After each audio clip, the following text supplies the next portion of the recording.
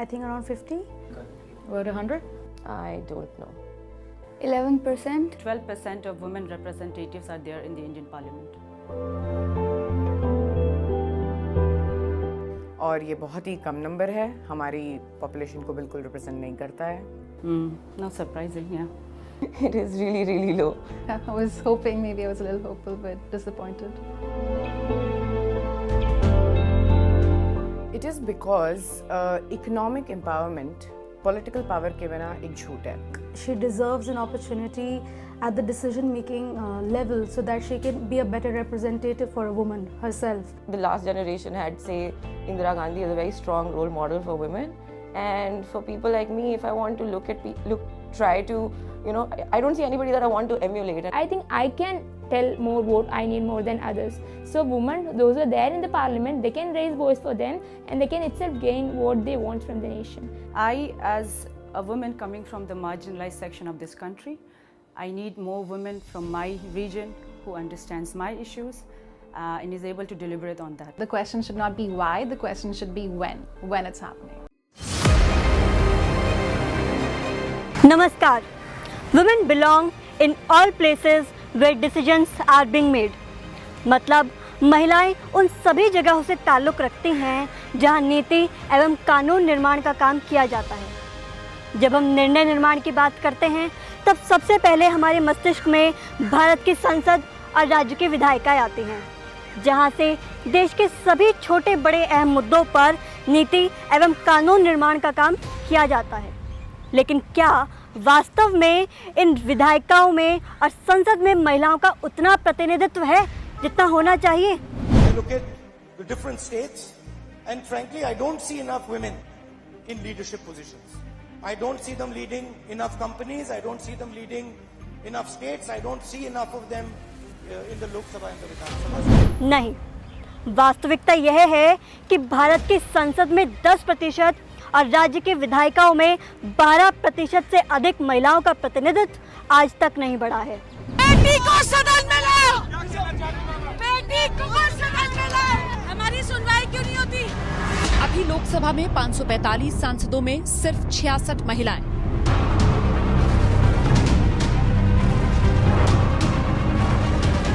राज्यसभा में 245 सांसदों में सिर्फ 23 महिलाएं.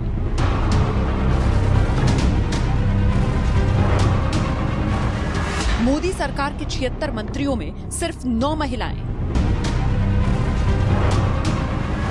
आधी आबादी को कब हक मिलेगा सरकार?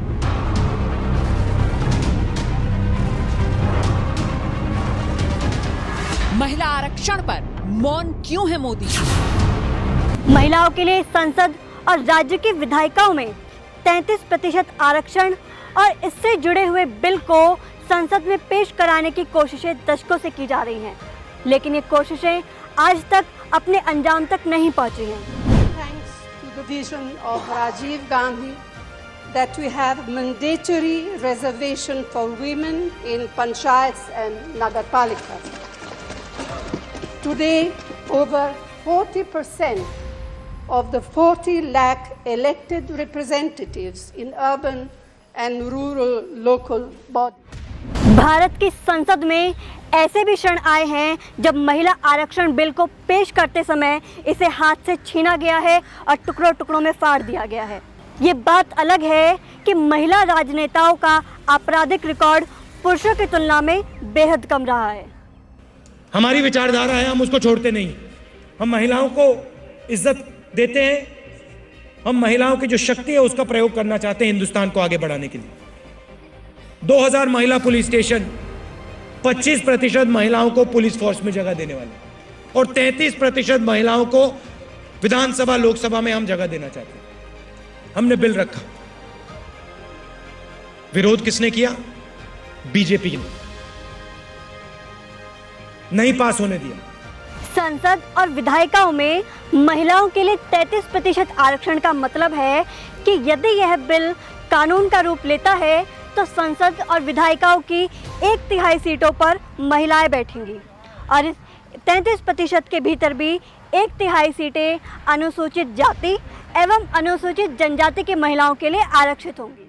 2008 में हमारे तत्कालीन प्रधानमंत्री डॉक्टर मनमोहन सिंह जी ने महिला आरक्षण से जुड़े 108वें संविधान संशोधन विधेयक को राज्यसभा में पेश किया और फाइनली 2010 में वह दुर्लभ क्षण आया जब यह बिल राज्यसभा से पास हो गया।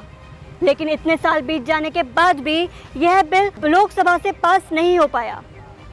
ये दुर्भाग्य की बात है कि हम इस बिल को लेकर के संवेदनशीलता प्रकट नहीं कर पा रहे। गठबंधन सरकार की अपनी सीमाएं होते हुए भी डॉक्टर मनमोहन सिंह जी ने इसे राज्यसभा से पास कराया, लेकिन प्रचंड बहुमत वाली सरकार इसे दोनों सदनों से आसानी से पास करा सकती है। फिर क्यों ये वर्तमान सरकार महिला आरक्षण बिल को लोकसभा में और राज्यसभा में पेश नहीं कर रही है? भारत में पहले ही ग्राम पंचायतों में, जिला पंचायतों में महिलाओं को 33% आरक्षण दिया जा चुका है, लेकिन कर्नाटक और उत्तराखंड में दिए गए 50% आरक्षण का लाभ भी महिलाएं नहीं उठा पा रही हैं।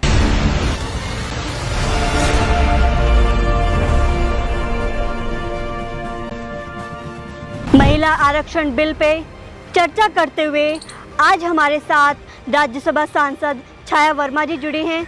आइए सुनते हैं उनके विचार। आज ज़माना बहुत बदल गया है, लेकिन अगर मैं महिला हूँ, महिलाओं के बारे में बोलूँ तो जैसे पक्षी के दोनों पंख रहते हैं तभी चिड़िया ठीक से उड़ पाती है, वैसे ही हमारा समाज है। समाज में महिला और पुरुष दोनों रहते हैं और दोनों को समानता का अधिकार मिलेगा, तभी पूरा हमारा समाज जो है वो आगे बढ़ पाएगा, वरना पंगु हो जाएगा। जैसे पक्षी एक पंख के सहारे नहीं उड़ पाती, अगर कोई व्यक्ति का एक हाथ एक पैर ना रहे तो उसको लूला और लंगड़ा बोल देते हैं।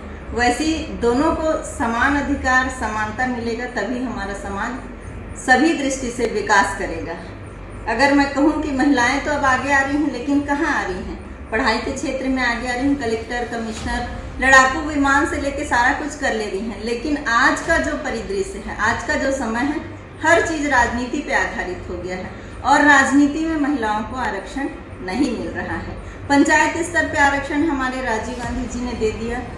पंचायत तक तो ठीक है, पंचायत, जनपद और जिला तक हमारी महिलाएं चुन के आ जाती हैं और अपना अधिकार, अपनी आवाज़ गांव के उन छोटे छोटे कस्बों में अपनी आवाज़ बुलंद कर रही हैं।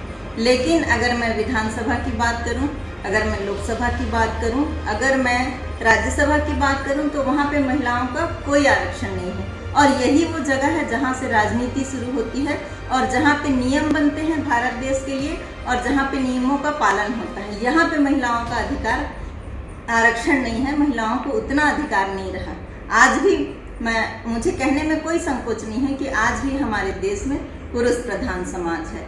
मैं चाहती हूँ कि इस आधी आबादी को, इस महिलाओं की आधी आबादी को पूरा हक मिलना चाहिए और जिस दिन इस आधी आबादी को पूरा हक मिल जाएगा तो निश्चित रूप से हमारा ये भारत देश फिर से सोने की चिड़िया कहलाएगा और समुचित विकास इस भारत देश का होगा। जब हमारी सोनिया जी, जब मनमोहन सिंह जी की सरकार थी तो उन्होंने बहुत प्रयास किया कि विधानसभा में और लोकसभा में, राज्यसभा में आरक्षण का बिल आए, लेकिन कुछ लोगों को ये पसंद नहीं था और वो इस बिल को पास होने ही नहीं देते थे। आज जब उनका बहुमत है, आज उनकी सरकार है, आज उनके लोग अधिक हैं, तो वो ये किन प्रकार इस बिल को लाते ही नहीं और ना ही उसके बारे में कोई चर्चा करते। ये तो बहुत गलत बात है। हमारी मैडम सोनिया जी कहती हैं कि आप बिल को लाइए और हम उस बिल को पास करेंगे और मुझे विश्वास है कि जिस दिन लोकसभा में, विधानसभा में और राज्यसभा में जिस दिन ये बिल पास हो जाएगा उस दिन महिलाएं सशक्त होंगी। और महिलाओं का आज देखिए कितना प्रताड़ना हो रहा है, कितना ह्रास हो रहा है महिलाओं का। पिछले दिनों हमने देखे एक घटना थी, दिल्ली की ही घटना की अगर मैं बात करूं तो दामिनी हत्याकांड हुआ था और उस घटना ने पूरे भारत के महिलाओं को, पुरुषों को, क्या सबको, पूरे भारत देश को झकझोर के रख दिया था। तत्काल उस समय एक कोष बना, एक फंड बना और उस फंड में बहुत पैसा जमा हुआ। लोगों ने दान दिया, शासन ने, सरकार ने, और लेकिन हुआ क्या, उस कोष का वो पैसा एज इट इज जस के तस रखा है। उस कोष का एक भी पैसा सरकार ने खर्च नहीं किया। मतलब ये भारतीय जनता पार्टी की सरकार चाहती नहीं कि महिलाओं का समुचित विकास हो, महिलाओं को आरक्षण मिले, वो चाहती नहीं। उनकी कथनी और करनी में सदा हमें जमीन आसमान का अंतर देखने को मिलता है। आपके चैनल के माध्यम से मैं कहना चाहूँगी कि महिला बिल आए, अभी लोकसभा चल रहा है, अभी पार्लियामेंट चल रहा है, महिला बिल आए और महिला आरक्षण का बिल लाए और हम सब आगे बढ़ के न केवल महिलाएं बल्कि हमारी पार्टी के सारे लोग और दूसरी पार्टी के लोग भी मिलके इस बिल का समर्थन करेंगे और बिल पास होगा। और जिस दिन ये बिल पास होगा उस दिन एक नए भारत का उदय होगा और एक नई संरचना होगी भारत देश की, और यहाँ एक अलग ही वातावरण हमें देखने को मिलेगा। भारत में सामाजिक ऐतिहासिक कारणों और लोकप्रिय राजनीति की अंतर्निहित मर्दानगी से लेकर परिवार एवं शादी जैसी संस्थागत बाधाओं और आर्थिक, सामाजिक एवं नीतियों तक कई ऐसे कारण हैं जिनसे महिलाओं का प्रतिनिधित्व कम है। पूरे विश्व में और साथ ही भारत में आए सामाजिक आर्थिक बदलावों को मद्देनजर रखते हुए ये ज़रूरत पड़ी है कि हम महिला आरक्षण बिल को लेकर आगे कदम बढ़ाएं। वे जब पार्टी के महासचिव बने थे तभी से वे खास तौर से 2 लक्ष्य अपनी निगाह में रखे थे। देश को 21वीं सदी में ले जाने की ठोस बुनियाद तैयार करना और महिलाओं का सशक्तिकरण करना। वे हमेशा कहा करते थे कि अपनी आधी आबादी की अनदेखी करके कोई देश आगे नहीं बढ़ सकता। दार्शनिक एरिस्टोटल ने भी कहा है कि nothing is more unequal than equal treatment of the unequals. मतलब असमान लोगों के साथ समान व्यवहार करने जैसा असमान कुछ भी नहीं है। हम लोग कितनी बड़ी बड़ी बातें करें, लेकिन महिलाओं के साथ हो रहे भेदभाव को हम सभी साफ तौर पर देख सकते हैं। यूनाइटेड नेशंस डेवलपमेंट प्रोग्राम की एक रिपोर्ट जो कहती है कि महिला सशक्तिकरण के मामले में दक्षिण एशियाई देशों में अफगानिस्तान को छोड़कर सभी देश भारत से आगे हैं, जो जगत गुरु का सपना देखने वाले देश के लिए एक चिंताजनक बात है। यूनाइटेड नेशंस डेवलपमेंट प्रोग्राम की एक रिपोर्ट जो कहती है कि सभी दक्षिण एशियाई देशों में महिला सशक्तिकरण को लेकर सिर्फ अफगानिस्तान ही भारत से आगे है। 8 सार्क देशों में भारत का 6वां स्थान है, जो जगत गुरु का सपना देखने वाले देश के लिए एक चिंताजनक बात है। और विधायिकाओं में 30% आरक्षण के साथ नेपाल सभी सार्क देशों का नेतृत्व कर रहा है। यहाँ तक कि पाकिस्तान में भी महिलाओं को 20% आरक्षण दिया गया है। इस मुद्दे पर विस्तार से अपनी बात रखने के लिए हमारे साथ दिल्ली विश्वविद्यालय की प्रोफेसर डॉक्टर आमना मिर्जा जी जुड़ी हैं। आइए सुनते हैं। Namaskar friends. A country's greatness lies in its underlying ideals of love and sacrifice that inspires mothers of the race. Rightly said the Nightingale of India, Shrimati Sarojini Naidu ji. और आज जब हम देख रहे हैं कि किस प्रकार से भारत के हर कोने से युवा आगे बढ़कर आ रहा है एक बहुत ही महत्वपूर्ण संवाद के लिए, जहां हमें सोच विचार करने की ज़रूरत है कि महिला शक्तिकरण को लेकर, महिला के विकास को लेकर राजनीतिक स्तर पर उसका प्रतिनिधित्व कितना अनिवार्य है। महिला को आगे बढ़ाने के लिए ये बहुत ज़रूरी है कि आज हम अपने कानून में, अपने संसद में एक बदलाव देखें जहां ज़्यादा से ज़्यादा आगे महिला उपस्थित हों। कुछ आंकड़े आप लोग के बीच प्रस्तुत करूंगी कि किस प्रकार से इंटर पार्लियामेंट्री यूनियन और यूएन वुमेन की 2017 की रिपोर्ट में बताया गया कि भारत विश्व स्तर पर 148 रैंक पर है। उसी के साथ साथ अभी हाल फिलहाल के आंकड़ों को यदि हम देखते हैं, वर्ल्ड इकोनॉमिक फोरम के आंकड़े हमें बताते हैं कि ग्लोबल जेंडर गैप इंडेक्स में भारत का स्थान 112वां है। तो आज ये हमारे लिए एक चिंता का विषय है कि जब हम बात कर रहे हैं विकास की तो उसमें महिला की बात क्यों नहीं है। जब आज हम बात कर रहे हैं एक नए संवाद की तो उसमें महिला से जुड़े विषय मुद्दे क्यों नहीं हैं, शिक्षा, स्वास्थ्य आदि। तो आज हमारे लिए बहुत ज़रूरी है कि हम एक विचार को आगे बढ़ाएं कि महिला के शक्तिकरण के लिए उसको राजनीतिक स्तर पर प्रतिनिधित्व में बढ़ावा कैसे मिलना चाहिए। और यहाँ पर महिला आरक्षण एक बहुत ही अहम कड़ी है जिस पर हम सबको मिलकर आगे से आगे बढ़कर सोच विचार करना चाहिए। महात्मा गांधी जी ने कहा था, I would boycott that legislature that would not have the right share of women's member। तो आज अब हम देख रहे हैं कि जब हम when we all are observing 150 years of celebrating the महात्मा, क्यों ना हम राष्ट्रपिता महात्मा गांधी जी के इन विचारों को लेकर महिला को आगे से आगे हम बढ़ावा दें, उनके प्रतिनिधित्व को बढ़ावा दें। क्योंकि जिस प्रकार से भारत की भूतपूर्व प्रधानमंत्री स्वर्गीय इंदिरा गांधी जी ने भी कहा है that women are symbols of strength, the goddess शक्ति। यह मुद्दा केवल महिलाओं के समानता के अधिकार के विषय से संबंधित नहीं है, बल्कि महिलाओं को समान अधिकार देकर उनकी क्षमता से देश, समाज और वैश्विक समुदाय को लाभान्वित करने से जुड़ा है। भाजपा के लोगों का हमेशा से यह पूर्वाग्रह रहा है कि महिलाएं राजनीति के लिए पर्याप्त क्षमता नहीं रखती हैं, लेकिन journal of economics behaviour and organisation में प्रकाशित एक रिपोर्ट इसका करारा जवाब देती है, जिसके अनुसार जिस सरकार में महिलाओं की भागीदारी अधिक होती है वहां भ्रष्टाचार कम होता है। ऐसा क्या कारण है कि भाजपा और भाजपा जैसे कई राजनीतिक दल महिला आरक्षण बिल का विरोध करते हैं? क्या उनका वोट बैंक पॉलिटिक्स इस बिल के आड़े आ जाता है? ऐसी कई स्टडीज़ ने यह स्थापित किया है, यह सिद्ध किया है कि जब महिलाएं ऐसे जगह पर पहुंच जाती हैं जहां से वे संवैधानिक बदलाव ला सकें, तब बलात्कार, महिला उत्पीड़न और पारिवारिक कानून जैसे कई कानूनों में बदलाव आने लगता है। वास्तविकता यह है कि ऐसा होने से चीज़ें प्रगतिशील और महिलाओं के हित में हो जाती हैं।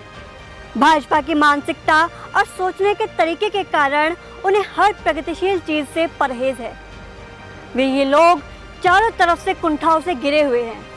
2013 में भाजपा ने महिला आरक्षण बिल का जोरदार तरीके से विरोध किया था, वहीं 2014 में यह मुद्दा उनके चुनावी घोषणा पत्र में शामिल हो गया। भाजपा ने कई ऐसे बिल पारित कराए हैं जो जनता के हित में नहीं थे, कई ऐसे बिल पारित कराए हैं जिनका जनता ने पूरे जोर शोर से विरोध किया है, लेकिन वो यह बिल पारित नहीं करा पा रहे हैं। क्या यह बिल 370, राम मंदिर और 3 तलाक कानून जितना महत्वपूर्ण नहीं है? एक मजबूत और जीवंत लोकतंत्र तभी संभव है जब संसद में उस आबादी का पूरी तरह से समावेश हो जो उसका प्रतिनिधित्व करती है। महिला कांग्रेस महिला आरक्षण बिल की लंबे समय से मांग करती आ रही है। गली नुक्कड़ की चर्चाओं से लेकर संसद घेराव तक महिला कांग्रेस ने महिला आरक्षण बिल की जोरदार पैरवी की है। आज हमारे साथ महिला कांग्रेस की राष्ट्रीय सचिव नंदिता हुड्डा जी जुड़ी हैं, जो इस बिल की महत्ता और प्रासंगिकता पर प्रकाश डालेंगी। आइए सुनते हैं। साथियों नमस्कार। इस वीडियो के माध्यम से आज मैं सरकार को एक और बिल के बारे में याद कराना चाहती हूँ। वो बिल है वुमेन रिजर्वेशन का। लोकसभा में पेंडिंग है, राज्यसभा में पास हो चुका है। 2014 के मैनिफेस्टो में आपने वायदा किया था कि जैसे ही आपकी सरकार बनेगी 33% का जो रिजर्वेशन का बिल है ये पास करा दिया जाएगा। पार्लियामेंट सेशन शुरू होते हैं, ख़त्म हो जाते हैं, लेकिन इसके बारे में कोई चर्चा नहीं की जाती है। ये जो आरएसएस की सोच है उसको दर्शाता है कि महिलाओं का स्थान कहाँ होना चाहिए। जैसे एक वरिष्ठ नेता ने बयान दिया था कि महिलाएं खाना बनाएं और पति उसका पालन पोषण करें। आज 21वीं सदी में हमारे देश की महिलाएं, उनका योगदान बहुत आगे तक जा चुका है। महिला सशक्तिकरण को लेकर आज तक भी अगर कोई कदम उठाया गया है, तो माननीय राजीव गांधी जी के द्वारा 33% का जो रिजर्वेशन पंचायती राज में दिया गया था वो है। और ये जो 33% का बिल पेंडिंग है, इसके बारे में आपको बार बार याद कराया गया है। पूर्व अध्यक्ष श्री राहुल गांधी जी ने आपको पत्र लिखा, माननीय सोनिया गांधी जी ने आपको पत्र लिखा, और महिला कांग्रेस की राष्ट्रीय अध्यक्ष सुष्मिता देव जी ने 32.5 लाख सिग्नेचर के साथ राष्ट्रपति जी को मेमोरेंडम दिया, लेकिन इस विषय पर कोई चर्चा, कोई बात आपके द्वारा नहीं की जाती है। तो ये महिलाओं के साथ धोखा है, जो झूठ बोलकर उनका वोट बटोरा गया। वैसे झूठ बोलना इस सरकार की विशेषता है। युवाओं का वोट लिया कि 2 करोड़ नौकरियों का वायदा करके, किसानों का वोट लिया कि आय दोगुना कर देंगे, और महिलाओं का वोट लिया कि महिला सुरक्षा होगी, 33% का रिजर्वेशन पास होगा। पर तीनों का परिणाम क्या है? आज 45 साल के सबसे उच्चतम स्तर पर बेरोजगारी की दर पे हमारा देश पहुंच गया है, और जो महिलाएं हैं, महिला अपराध बढ़ा है, और जो हमारे किसान हैं वो सड़क पर हैं। ये बात किसी से छुपी नहीं है। तो आप आत्मचिंतन कीजिए, और जो महिलाओं का दिल से समर्थन लेने का मौका आपके पास है, अपना वायदा निभाइए, इस बिल को पास कराइए, और दिल से महिलाओं का समर्थन आपको मिले, ये आपके पास एक मौका है। मुझे पूर्ण उम्मीद है कि आप थोड़ा आत्मचिंतन करके इस विषय पे ध्यान देंगे, और ये जो महिला रिजर्वेशन बिल है इसको पास कराएंगे। बहुत बहुत धन्यवाद। नमस्कार। महिला आरक्षण बिल के इस चर्चा में अब हमारे साथ दक्षिण भारत की दमदार आवाज़ और भारतीय युवा कांग्रेस की महासचिव JB मातर जी जुड़े हैं। आइए चलते हैं उनके पास। Namaste. The discussion is about Women Reservation Bill. Women Reservation Bill unfortunately had a very rough and tough path. It was first introduced in the Parliament in 1996, then in 1998, 1999, 2003, 2008. The Constitution 108th Amendment Bill 2008 sought to reserve 1/3 of all seats for women in the Lok Sabha and the state legislative assemblies. The passing of Women Reservation Bill in Rajya Sabha was a historic move, but passed after high drama.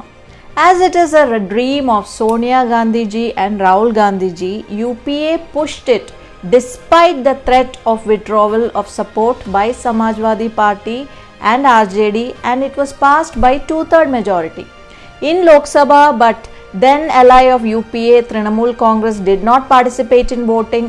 BSP walked out saying it did not contain the amendment suggested by it. SP, RJD and JDU created scenes in Parliament.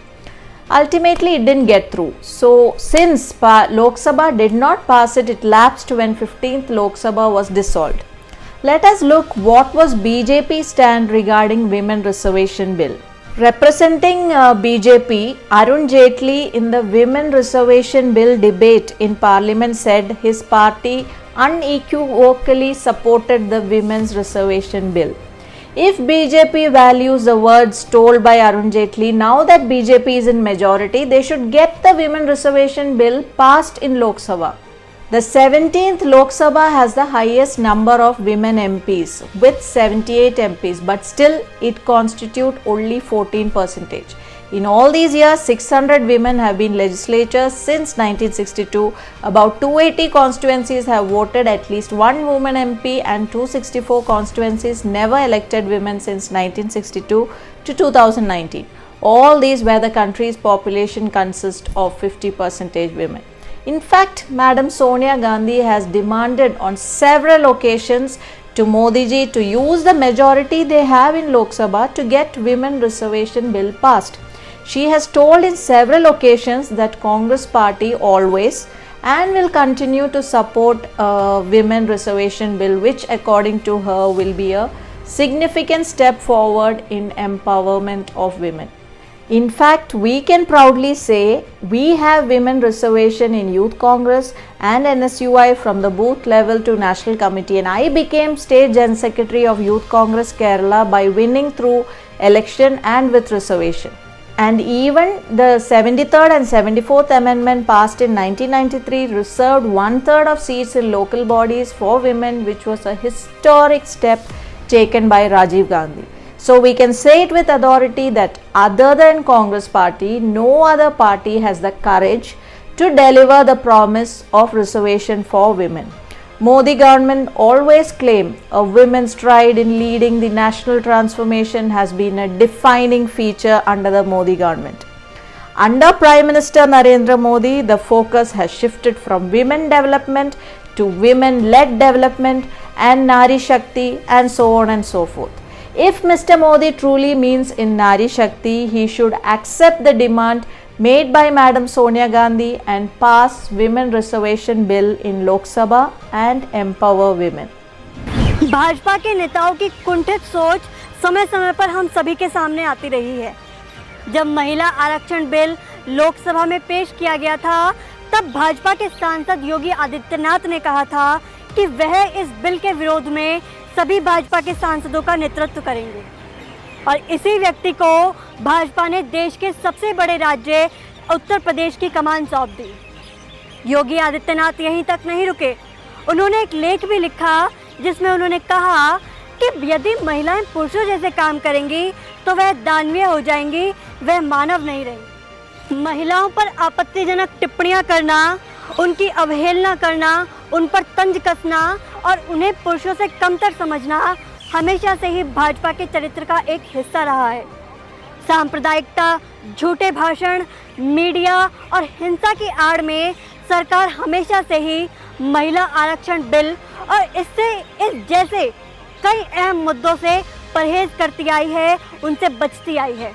लेकिन भारत का युवा अब जाग चुका है, वो सरकार की चालाकी भली भांति समझ चुका है और वह जानता है कि सरकार अब उनके सवालों से ज़्यादा देर तक बच नहीं पाएगी। महिला आरक्षण बिल से जुड़ी इस चर्चा में हमारे साथ देश भर के कुछ युवा जुड़े हैं, जिसमें हरियाणा से मोहित शर्मा, दिल्ली से अर्थ अरोड़ा, उत्तर प्रदेश से रोशनी जायसवाल, असम से अपराजिता दास, गुजरात से तनु सिसोदिया और महाराष्ट्र से सारंग पुनेकर जी हैं।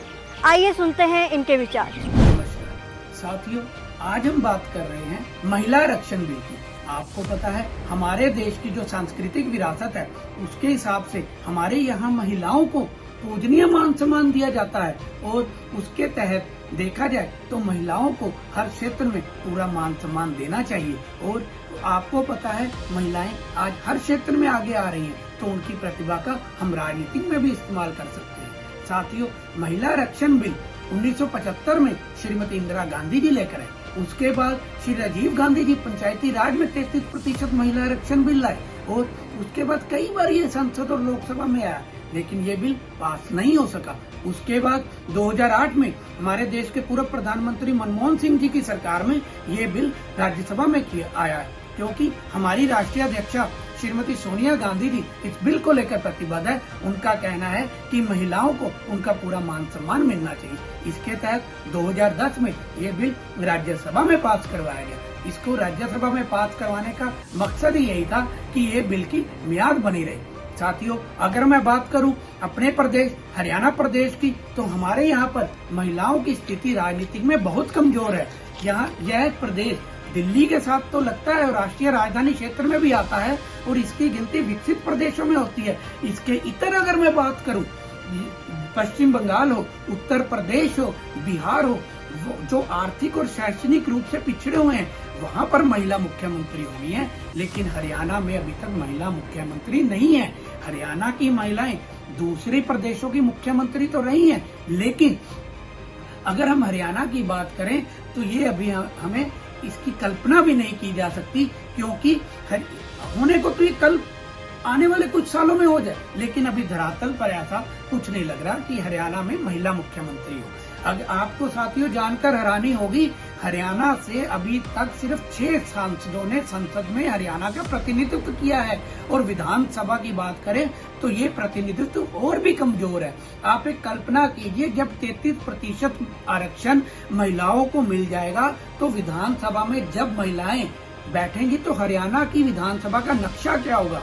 साथियों, इसीलिए मैं हमारी पार्टी कांग्रेस पार्टी केंद्र सरकार से मोदी जी से एक मांग करती है कि वो महिला आरक्षण बिल पास करवाएं। इसके लिए हम आपके साथ हैं, क्योंकि हमारी राष्ट्रीय अध्यक्षा श्रीमती सोनिया गांधी जी ने 20 सितंबर 2018 को मोदी जी को पत्र लिखकर कहा था आप लोकसभा में इस बिल को लाए, हम आपका साथ देते हैं। साथियों, हमारे पूर्व राष्ट्रीय अध्यक्ष जी ने भी कहा था कि आप लोकसभा में बिल लाए, हम इसको पास करवाने में आपका साथ देंगे। तो मोदी जी ने 2014 में तो कहा था कि अगर मेरी सरकार आती है तो मैं ये बिल को संसद में पास करवाऊंगा। तो साथियों, क्या कारण है?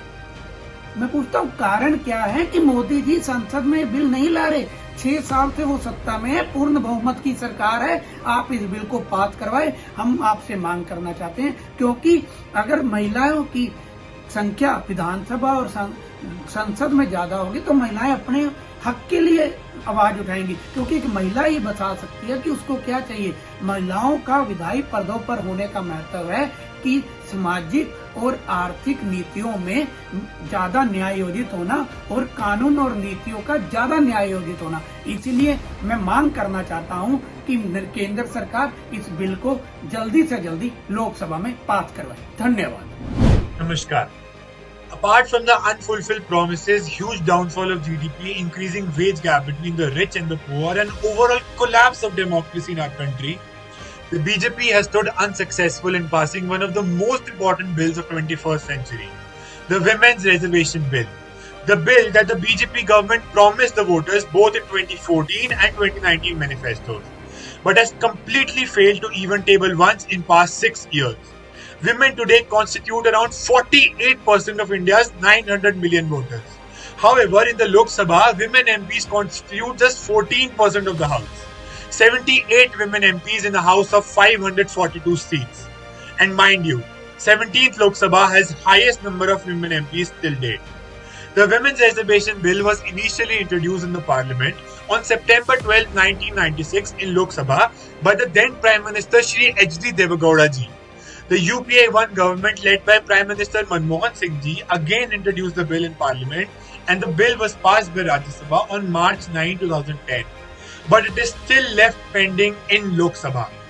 The bill today can only be passed if the ruling government supports the bill with full force, as they have the majority in Lok Sabha. However, the ruling government is busy playing their communal petty politics. Women's Reservation Bill is still sitting in the Lok Sabha Speaker's room, and the Modi government not tabling the Women Reservation Bill, instead indulging in gimmickry and tokenism, like handing over all his social media accounts to women as part of International Women's Day, shows their true intentions. Congress party on multiple occasions have presented their unconditional support to the ruling party to propose the bill in the House. In the letter written to Prime Minister on July 16, 2018, Shri Rahul Gandhi ji offered Congress's unconditional support to the bill and said that the time has come for a change. Rahul ji, through his letter, reminded the PM the need for empowering women and involving them more meaningfully in public life. Rahul ji also pointed out that the nation's experience with governance at the panchayat and the municipal levels has clearly shown that women in leadership positions are more likely than their male counterparts to take just decisions. The Congress party had also collected over 32 lakh signatures in support of the bill and had submitted the same to Prime Minister Modi along with the letter. But all in vain. Bharatiya Janata Party, being their regular selves, ignored this support. It is extremely rare in the history of India that the opposition supporting a government in majority still hasn't passed the bill that is so crucial to the next big step in the growth of India. The government needs to move ahead and stop blaming the opposition for all of its failures. Year 2020 data compiled by Inter-Parliamentary Union on Women in National Parliament ranks India at 134 in a list of 191 nations. Saudi Arabia, Turkey, Iraq, India's neighbors including Pakistan, Bangladesh, Afghanistan and Nepal have all ranked higher than India. It's high time government agrees to fulfill one of its promises, tables the bill and ends the drought for this revolutionary bill. जय हिंद। बेटी बचाओ बेटी पढ़ाओ, ये सब सिर्फ सुनने में ही अच्छा लगता है, पर क्षमा करें हमारे बनारस के सांसद और हमारे देश के प्रधानमंत्री मोदी, जिस नारे के बलबूते महिलाएं खुश हो गई थी और उन्होंने 2014 में पूरा समर्थन करके आपको इस देश का प्रधानमंत्री बनाया और पीएम की कुर्सी पर विराजमान करवाया, वही मौजूदा सरकार महिलाओं के हक के लिए महिला आरक्षण बिल नहीं पास करवा पा रही है और इस पर कोई ध्यान भी नहीं दे रही है। महिला आरक्षण बिल भारतीय राजनीति की सबसे बड़ी गले की फांसी बना हुआ है। ये इनसे ना ही उगलते बन रहा है, ना ही निगलते बन रहा है। पिछले कई वर्षों से शायद ही कोई संसद सत्र होगा जिसमें महिला आरक्षण बिल की बात न उठी। ये संविधान के 50वें संशोधन का विधेयक है। इसके अंतर्गत लोकसभा राज्य विधानसभाओं में महिलाओं के लिए 33% सीटों पर आरक्षण का प्रावधान रखा गया। इसी 33% में से 1/3 सीटें अनुसूचित जाति और जनजाति की महिलाओं के लिए आरक्षित की जा रही हैं। जिस तरह से आरक्षण विधेयक को पिछले कई सालों से पारित होने से रोका जा रहा है या फिर राजनीतिक पार्टियों में इसे लेकर विरोध है, इसे देखकर ये लगता है कि शायद ही कभी ये बिल संसद में पारित हो सके। कांग्रेस ने तो अनेक बिल पास करवाए जिसमें महिलाओं की बराबर की हिस्सेदारी मिली, जिसका कोई हिसाब ही नहीं है। राइट टू इंफॉर्मेशन एक्ट, भूमि अधिग्रहण बिल, खादी सुरक्षा, मनरेगा इत्यादि। और महिलाओं को जिला पंचायत स्तर पर भी आरक्षण दिलवा ही दिए और आगे बढ़ने के लिए लोकसभा, विधानसभा और राज्यसभा में भी आगे आने के लिए वुमेन रिजर्वेशन बिल पास करवाने के लिए अनेकों प्रयास भी किए, लेकिन कुछ विपक्षी दल के नेताओं की कुंठित राजनीति की वजह से ये संभव नहीं हो सकता। लेकिन कई बार जब विपक्ष के तौर पर भाजपा इसकी सराहना नहीं कर पाई, तो आज कांग्रेसी जब इसकी सराहना कर रहे हैं तो मौजूदा सरकार को भी आगे आकर इस बिल को पास करने का ऐलान करना चाहिए और महिलाओं को राजनीतिक स्तर पर आगे लाना चाहिए, उन्हें आरक्षण देना चाहिए। हर क्षेत्र में जब महिला किसी भी पुरुष से कम नहीं है, जब वो फाइटर प्लेन चला सकती हैं, चांद तक जा सकती हैं, तो राजनीति में भी अपनी दमदारी अवश्य दिखा सकती हैं और इस देश को आगे ले जाने में अपना सहयोग दे सकती हैं। आप सबकी क्या राय है? वुमेन रिजर्वेशन बिल पास होना चाहिए या नहीं? कमेंट बॉक्स में अपना जवाब मुझे ज़रूर दें। जवाब के इंतज़ार में मैं रोशनी कुशल जैसी। धन्यवाद। नमस्कार। उत्तर पूर्व राज्यत महिला विधायिकार स्थिति, এই ৰাজ্যসমূহৰ মহিলাই নিজে ৰাজনীতিৰ ক্ষেত্ৰত কিমান আগভাগ লয়। ৰাইজসকল, আমি সকলোৱে জানো বৰ্তমান সময়ত মহিলা সকলো ক্ষেত্ৰতে আগবাঢ়ি আহে। পুৰুষৰ সমানে মহিলা কোনো গুণে কম নহয়। আমি মহিলাক মান সন্মান দিওঁ, মহিলাৰ বহু প্ৰতিভা আছে। এই প্ৰতিভাসমূহ যদি আমি ৰাজনীতিৰ ক্ষেত্ৰত ব্যৱহাৰ কৰোঁ তেতিয়াহ'লে হয়তো মহিলাসকল আৰু অধিক দুগুণে আগুৱাই যাব। কিমান মহিলাই উত্তৰ পূবৰ মন্ত্ৰিত্বৰ পদ পাইছে, কিমান মহিলাই বিধানসভা সমষ্টিৰ বিধায়িকা পদ লাভ কৰিছে, কিমান মহিলাই ৰাজ্যসভা আৰু লোকসভাত আসন পাইছে। উত্তৰ পূবৰ মুঠ 8 ৰাজ্যৰ পৰা যদি আমি লক্ষ্য কৰোঁ, এই 8 ৰাজ্য ক্ৰমে অৰুণাচল প্ৰদেশ, নাগালেণ্ড, ছিকিম, মেঘালয়, মিজোৰাম, অসম, মণিপুৰ আৰু ত্ৰিপুৰা। এই ৰাজ্যৰ ভিতৰত, এই 8 ৰাজ্যৰ ভিতৰত 10 গৰাকীও আমি মহিলা মন্ত্ৰী হয়তো নাপাওঁ। এখন ৰাজ্য য'ত 60টা বিধানসভা সমষ্টিৰ ভিতৰত নাগালেণ্ড, তাত এগৰাকীও মহিলা বিধায়িকা নাই। 8খন ৰাজ্যৰ ভিতৰত বিধানসভা সমষ্টিৰ আসন 518। ইয়াৰ ভিতৰত আমি 30 গৰাকীও মহিলা বিধানসভা সমষ্টিৰ বিধায়িকা নাপাওঁ। নাগালেণ্ডত নাগা মহিলা ৰাজ্যসভাত এতিয়ালৈকে প্ৰৱেশ কৰা নাই। লোকসভাত 1977 চনতেই আহিছিল ৰাইনো চাইজা। ইয়াৰ পিছত আৰু এগৰাকীও বিধায়িকা ৰাজ্যসভাত, নাগালেণ্ডৰ ৰাজ্যসভাত প্ৰৱেশ কৰা নাই। ত্ৰিপুৰাৰ পৰা লোকসভালৈ যোৱা মহিলা এগৰাকীও নাই। এইবাৰ ৰাজ্যসভাত 5 বিধায়িকা ত্ৰিপুৰাৰ পৰা হৈছে। মেঘালয়তো 5 বিধায়িকা বুৰঞ্জীত প্ৰথম হৈছে। 3 গৰাকী মহিলা মন্ত্ৰী হৈছে। উত্তৰ পূবত আমি যদি চাবলৈ যাওঁ, ৰাজনীতিৰ ক্ষেত্ৰত মহিলাৰ আগ্ৰহ যথেষ্ট আছে। যদিও পৰিয়ালৰ বাবে কিছু ক্ষেত্ৰত মহিলাসকল ভালদৰে আগুৱাই যাব নোৱাৰে, কিছু ক্ষেত্ৰত বাধাৰ সন্মুখীন হোৱা দেখা যায়, ওলাই আহিব নোৱাৰে তেওঁলোকে ৰাজনীতি কৰিবলৈ। গতিকে আহ্বান জনাইছোঁ উত্তৰ পূব আৰু ভাৰতৰ লগতে অসম ৰাজ্যৰ মহিলাসকল ৰাজনীতিৰ ক্ষেত্ৰত আগুৱাই আহক, ৰাজনীতিৰ পথলৈ আগুৱাই আহক আৰু পুৰুষৰ সমানে সম অধিকাৰ পাবলৈ সক্ষম হওক। ৰাইজসকল, বিজেপি নেতৃত্বাধীন চৰকাৰখন যেতিয়াৰ পৰা শাসনলৈ আহিল তেতিয়াৰ পৰাই ৰাজনীতিত উত্তৰ পূবৰ মহিলাৰ সংখ্যা কমি গৈছে। 33% মহিলাৰ ঠাইত 2% মহিলাকহে বিজেপি চৰকাৰে প্ৰাধান্য দিয়ে। কংগ্ৰেছ চৰকাৰৰ দিনত যথেষ্টখিনি মহিলাই ৰাজনীতিৰ ক্ষেত্ৰত আগুৱাই গৈছিল আৰু বিধায়িকাৰ লগতে মন্ত্ৰিত্বৰ পদো তেওঁলোকে লাভ কৰিছিল। মোদী ডাঙৰীয়াই ভাষণৰ জৰিয়তে চিঞৰি চিঞৰি কয়, ৰাইজসকল আপোনালোককে সম্বোধন কৰি মহিলা, দেশৰ মহিলা কোনো গুণেই কম নহয়। কিন্তু মোদী ডাঙৰীয়া আজি তেওঁলোকৰ নেতৃত্বাধীন চৰকাৰখন মহিলাক আগুৱাই নিয়াৰ ক্ষেত্ৰত ব্যৰ্থ হৈছে আৰু মহিলা সংৰক্ষণ বিলখন গৃহীত কৰিবলৈ মোদী ডাঙৰীয়াক আহ্বান জনাইছোঁ আৰু মহিলাক ৰাজনীতিৰ ক্ষেত্ৰত দেশৰ লগতে উত্তৰ পূবৰ মহিলাক ৰাজনীতিৰ ক্ষেত্ৰত সম অধিকাৰ দিবলৈ આહ્વાન જણાઈશું। ધન્યવાદ। જય આઈ અસમ, જય હિન્દ। નમસ્કાર, મેં તનુ સિસોદિયા આજે તમારા જોડે વિમન રિઝર્વેશન બિલની વાત કરવા માંગુ છું। તો જેમ કે તમે જાણો છો કે આપણા ભારત દેશને ભારત માતા પણ કહેવામાં આવે છે અને આ જ ભારત માતામાં જે મહિલાઓની સ્થિતિ છે એ જોઈને ખૂબ જ દુઃખ થાય છે કે કેટલી દયનીય છે। મિત્રો, મહિલા ક્યારેય સાધારણ નથી હોતી, પરંતુ એના જ કોખમાં, એની જ ગોદમાં પ્રલય અને નિર્માણ રમતા હોય છે। એની જ કોખમાં પ્રલય અને નિર્માણ રમતા હોય છે। હવે હું તમને બીજા દેશોની સ્થિતિ બતાવું તો અમેરિકા જેવા દેશમાં પણ 25% મહિલા પ્રતિનિધિત્વ આપવામાં આવ્યું છે। હવે હું લંડનની વાત કરું તો 34% પ્રતિનિધિત્વ મહિલાઓને આપવામાં આવ્યું છે। પણ આપણા દેશ, હા આપણા દેશ ભારતને, જેને ભારત માતા કહેવામાં આવે છે, ત્યાં 10%થી પણ ઓછું પ્રતિનિધિત્વ મહિલાઓ માટે છે। આ બહુ શરમજનક વાત છે। જોવા જઈએ તો આપણા પાડોશી દેશ પાકિસ્તાન, હાજી મિત્રો, પાકિસ્તાનમાં પણ 21% પ્રતિનિધિત્વ મહિલાઓને આપવામાં આવ્યું છે। હવે હું ચાઇનાની વાત કરું તો ત્યાં પણ 25% જેટલું પ્રતિનિધિત્વ મહિલાઓને આપવામાં આવ્યું છે।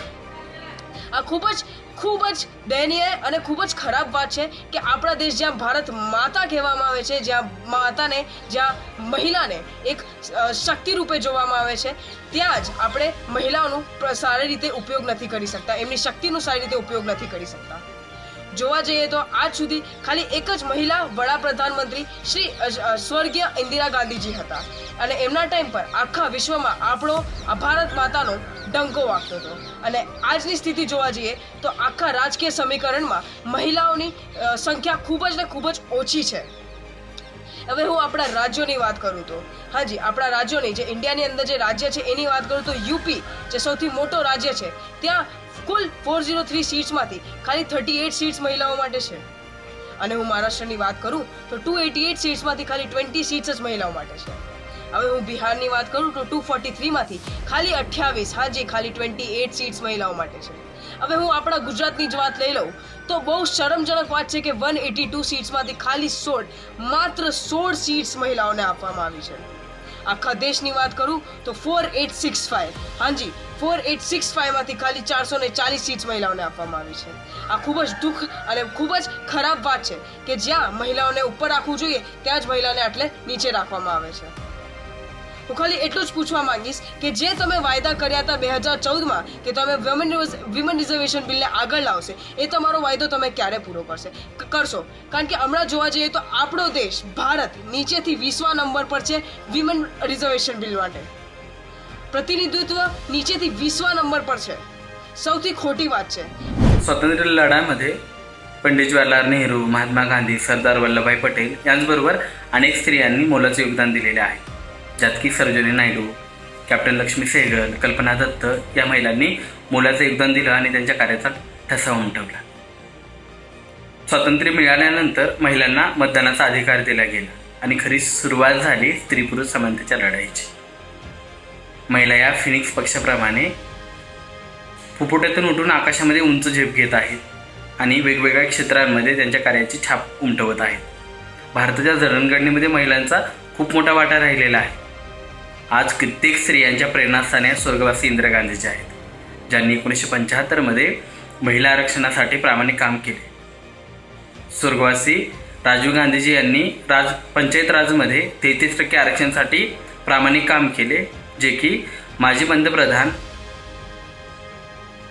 मनमोहन सिंग यांनी राज्यसभेमध्ये संमत केले, पण ते कायद्याच्या मूळ स्वरूपामध्ये आले नाही. 2014मध्ये मोदी सत्तेत आले.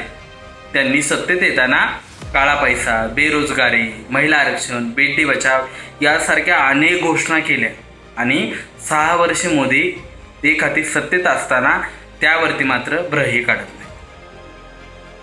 मी सारंग पुणेकर, पुणे विद्यापीठाची पहिली ट्रान्सजेंडर विद्यार्थिनी, जी वुमन स्टडीमधून माझं पदवीचं शिक्षण पूर्ण करते. आज कित्येक महिला आहेत ज्या समाजकारणाबरोबर राजकारणामध्ये काम करण्यासाठी झगडत आहेत इथल्या पुरुष व्यवस्थेशी. LGBTQ सारखा समुदाय ज्याला आपण अनुलेखाने मारतो, महिलांना जेव्हा इथल्या संधीसाठी झगडावं लागत असेल तर माझा प्रश्न आहे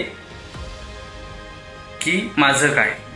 आखिर में अहम सवाल यह है कि देश की आधी आबादी राजनीति के क्षेत्र में कहाँ है और अभी इसे कितनी दूरी तय करनी है ताकि यह आधी आबादी के कथन को पूरी तरह से चरितार्थ कर सके. धन्यवाद.